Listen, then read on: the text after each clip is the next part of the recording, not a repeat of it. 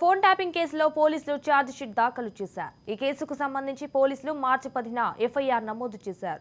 నలుగురు పోలీసు అధికారులను అరెస్ట్ చేశారు. ప్రణీత్ రావు, భుజంగరావు, తిరుపతన్న, రాధాకిషన్ రావులను అరెస్ట్ చేశారు. మరో ఇద్దరిని నిందితులుగా చేర్చారు. సిట్ దర్యాప్తు బృందం కస్టడీలో వారి వాంగ్మూలాన్ని నమోదు చేసింది. మరోవైపు భుజంగరావు, తిరుపతన్నలు తమకు బెయిల్ ఇవ్వాలని నాంపల్లి కోర్టులో బెయిల్ పిటిషన్ దాఖలు చేశారు. తమను రాజకీయ దురుద్దేశంతో అరెస్ట్ చేశారని నిందితులు కోర్టుకు తెలిపారు. అయితే వారిని ఇంకా విచారించాల్సి ఉన్నందున బెయిల్ మంజూరు చేయొద్దని పబ్లిక్ ప్రాసిక్యూటర్ కోర్టును కోరారు. ఇద్దరి బెయిల్ పిటిషన్లపై వాదనలు పూర్తయ్యాయి. నాంపల్లి కోర్టు తీర్పును రేపటికి వాయిదా వేసింది. రైట్, ఇక ఇదే అంశంపై మరింత సమాచారం మా crime bureau chief Inna Reddy phone ద్వారా అందిస్తారు. ఇన్నారెడ్డి, చెప్పండి. సంజన, మనం గమనించవచ్చు, ఫోన్ ట్యాపింగ్ కేసులో సిట్ అధికారులు ఛార్జ్ షీట్ ను దాఖలు చేయడం జరిగింది. మార్చి 10న ఫోన్ ట్యాపింగ్ కేసు సంబంధించిన ఎఫ్ఐఆర్ నమోదైంది. ఈ కేసులో మొత్తంగా 6గురిని చేర్చారు. దాంట్లో 4 పోలీసు అధికారులు ఇప్పటికే అరెస్ట్ చేయడం జరిగింది. అయితే ఈ 4 కూడా అంటే ఇప్పటికే వాళ్ళ కన్ఫెషన్ స్టేట్మెంట్ కూడా రికార్డ్ అయింది.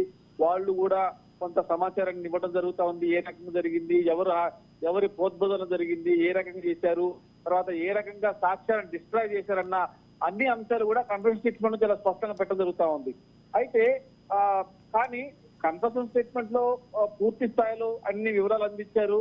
తర్వాత ఏ రకంగా ట్రాప్ చేశారు, తర్వాత దీంట్లో ఎవరి ఇన్వాల్వ్మెంట్ ఉంది, దీంట్లో ఒక ఛానల్ కు సంబంధించిన సాంబా శివరావు అనే వ్యక్తి, శ్రీధర్ రావు అనే వ్యక్తికి సంబంధించి అతని మీద ఏ రకంగా కేసులు పెట్టించాము, ఏ రకంగా బెదిరించాము, తర్వాత 15 కోట్లు వసూలు చేసిన తర్వాత 2 కోట్లు సాంబశివరావుకి ఇచ్చి 13 కోట్ల బాండ్లను టీఆర్ఎస్ ఇచ్చామని చెప్పన్న అన్ని అంశాలు కూడా చాలా స్పష్టంగా ఈ కన్ఫెషన్ రిపోర్ట్ లో పేర్కొన్నప్పుడు కూడా వాళ్ళు బెయిల్ పిటిషన్ లో మాత్రం ఒక వింత ఆర్గ్యుమెంట్ తీసుకొచ్చారు.